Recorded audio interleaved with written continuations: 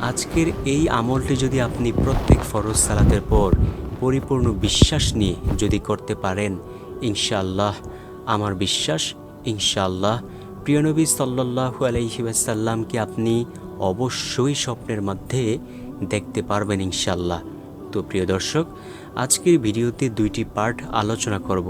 প্রথম পার্টে আলোচনা করব নবীজির সৌন্দর্য সম্পর্কে, আর দ্বিতীয় পার্টে আলোচনা করব সে আমল সম্পর্কে। তো চলুন সর্বপ্রথমে আলোচনা করি নবী সাল্লাল্লাহু আলাইহি ওয়াসাল্লামের সৌন্দর্যের বর্ণনা সম্পর্কে।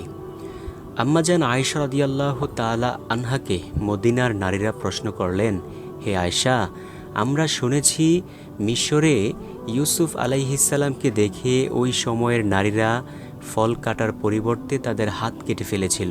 আপনি একটু বর্ণনা দেন, নবীজি সাল্লাল্লাহু আলাইহি ওয়াসাল্লাম কত সুন্দর। নবীজি যদি সেইখানে বসা থাকতো তাহলে ওই মহিলাদের কি অবস্থা হতো?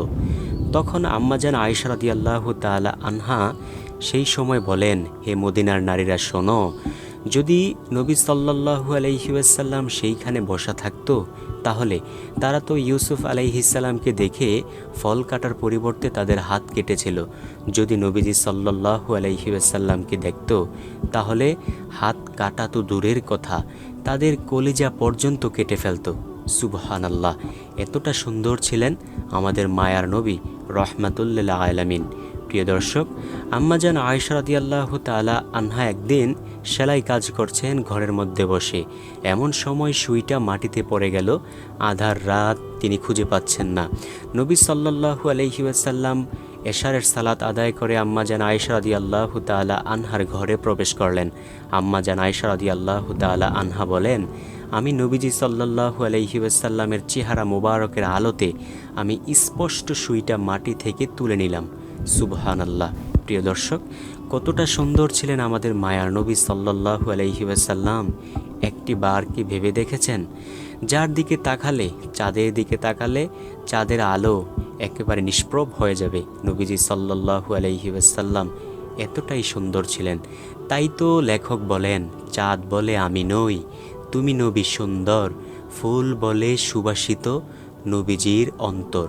সুবহানাল্লাহ। প্রিয় দর্শক, সেই নবীকে আমরা অবশ্যই দেখতে চাই। আমরা সব সময় মহান মালিকের দরবারে একটি আকাঙ্ক্ষা রাখব, হে দয়ার মালিক, আমরা তো এমন কোনো আমল করতে পারি না যে আমলের উসিলা দিয়ে আমরা নবীজি সাল্লাল্লাহু আলাইহি ওয়াসাল্লামকে দেখতে পারবো। হে দয়ার মালিক, আপনি যদি আমাদেরকে নবীজিকে না দেখার তৌফিক দান করেন তাহলে আমাদের এই জীবনটাই বৃথা হয়ে যাবে। হে মালিক, জীবন একবার হলেও নবীজি সাল্লাল্লাহু আলাইহি ওয়াসাল্লামকে দেখে এই দুইটা চক্ষু ও অন্তরটাকে শীতল করার তৌফিক দান করিয়েন। তো প্রিয় দর্শক, চলুন সেই দরুদের আমল সম্পর্কে একটু কথা বলি। নবীজি সাল্লাল্লাহু আলাইহি ওয়াসাল্লাম একদিন জুমার খুতবার মধ্যে দাঁড়িয়ে বলছেন, হে উম্মতেরা শোনো, যেই ব্যক্তি আমার উপর বেশি বেশি পরিমাণে দরুদ পাঠ করে সেই ব্যক্তির জন্য আল্লাহর রহমতের কিছু সংখ্যক ফেরেশতা সারাক্ষণ শুধু মাগফিরাতের দোয়া করতে থাকে। তারা শুধু বলতে থাকে, হে আল্লাহ, আপনি আপনার এই গুনাহগার গোলাম অথবা বান্দিটাকে ক্ষমা করে দেন। সুবহানাল্লাহ। এখন ওই উম্মতের ইচ্ছা, সে কি আমার উপর বেশি পরিমাণে দরুদ পাঠ করবে নাকি কম পরিমাণে দরুদ পাঠ করবে। যদি দরুদ বেশি পরিমাণে পাঠ করে, যতক্ষণ সে দরুদ পাঠ করলো ততক্ষণ আল্লাহ তাআলার রহমতের ফেরেশতারাও তার জন্য মাগফিরাতের দোয়া করতে থাকলো। সুবহানাল্লাহ, আল্লাহু আকবার। নবীজি সাল্লাল্লাহু আলাইহি ওয়াসাল্লাম অন্য হাদিসের মধ্যে বলেন, হে উম্মতেরা, তোমরা বেশি বেশি দরুদ পাঠ করে আমি নবীকে সুপারিশ করার জন্য সাহায্য করো। সুবহানাল্লাহ। এই হাদিসের ব্যাখ্যা এটাই যে, যে ব্যক্তি নবীজি সাল্লাল্লাহু আলাইহি ওয়াসাল্লামের প্রতি বেশি বেশি দরুদ পাঠ করবে, নবীজি সাল্লাল্লাহু আলাইহি ওয়াসাল্লাম অবশ্যই তাকে সুপারিশ করবেন হাশরের ময়দানে, ইনশাআল্লাহ, ইনশাআল্লাহ। তো প্রিয় দর্শক, এই পবিত্র মাহে রমজান মাস পেয়েও যদি আমরা নবীজির উপর এই দরুদটি না পাঠ করতে পারি তাহলে আমাদের চেয়ে হতভাগা কপাল পড়ার কেউ নেই, আমাদের ধ্বংস অনিবার্য। দেখুন, এই মাহে রমজান মাসে অন্য মাসের তুলনায় 70 গুণ বেশি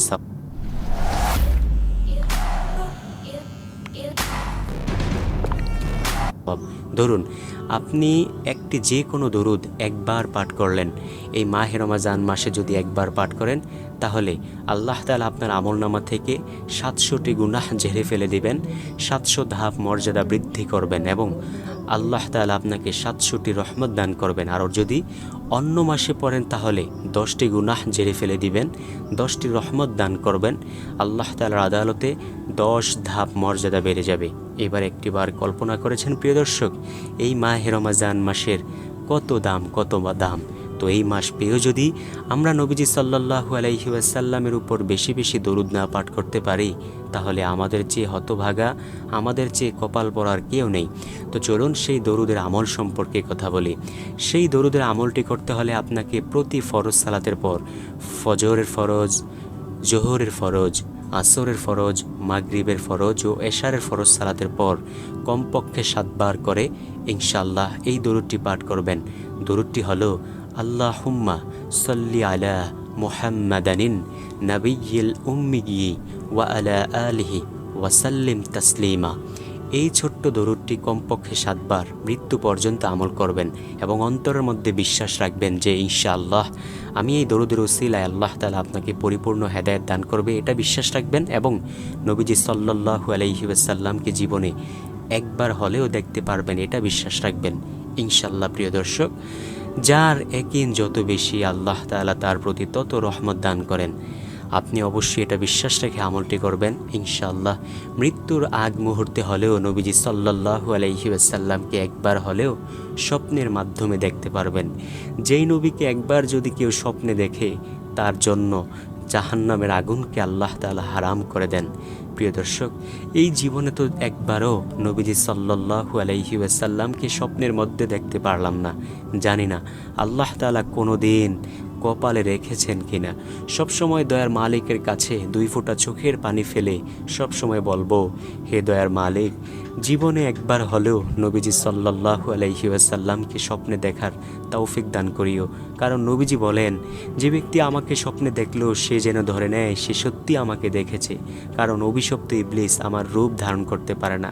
এবং যে নবীজি সাল্লাল্লাহু আলাইহি ওয়াসাল্লামকে স্বপ্নে দেখলো ইনশাআল্লাহ সে কিছুদিনের মধ্যেই নবীজি সাল্লাল্লাহু আলাইহি ওয়াসাল্লামকে জাগরণেও দেখবে। আল্লাহু আকবার।